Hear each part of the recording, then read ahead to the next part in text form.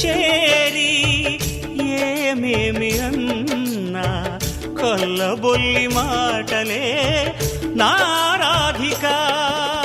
చెలువల చీరలు దోచిన చిన్నెలు చాలవా, ద్రౌపది మానము కాచిన మంచిని చూడవా.